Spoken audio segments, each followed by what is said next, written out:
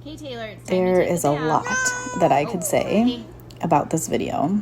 You can say, First of all, I was completely watching caught off TV. guard when he didn't want to go to the bath Can I have one because more minute? he usually loved taking a bath Okay, you can have and he one wasn't more really minute, that into TV. and then we have It to just go happened take to a be bath, that on and we this can watch day more TV he later, was. okay?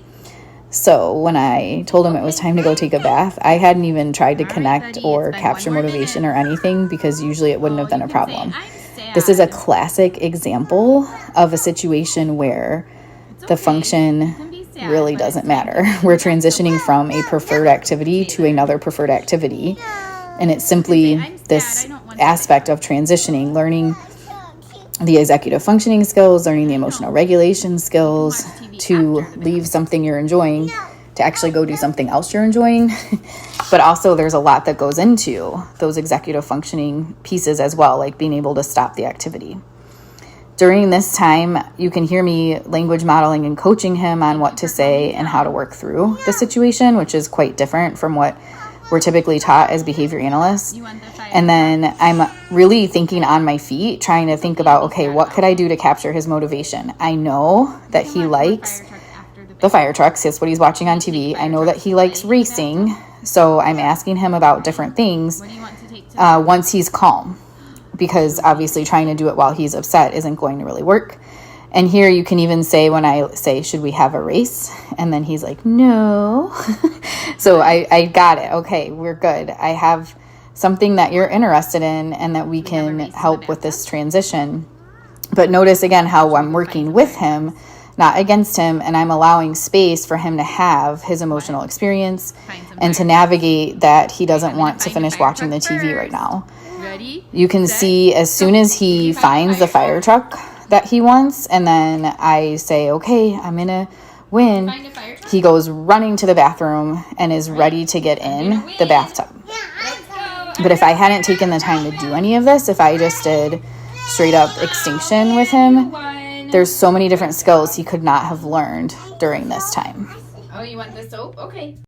I got in as much of an explanation as I could during the video, but I just wanted to give a final little debrief and encourage people to think about all of the different skills that Taylor was able to work on when I gave him space to work through transitioning from the TV to the bathtub. He was little. I could have just picked him up and said, nope, it's time for a bath, and done the really forceful follow through that a lot of us are trained to do. I could have planned ignored him. I could have just turned the TV off and walked away and said, like, I'll meet you in the bathroom. But then he wouldn't have had an opportunity to really work through any of what you saw in that video. He had an opportunity to navigate his emotional experience without engaging in a really intensive tantrum. He had the opportunity to recognize what are some of the things he enjoys to help transition from something he likes to something else he likes, such as getting a fire truck or running.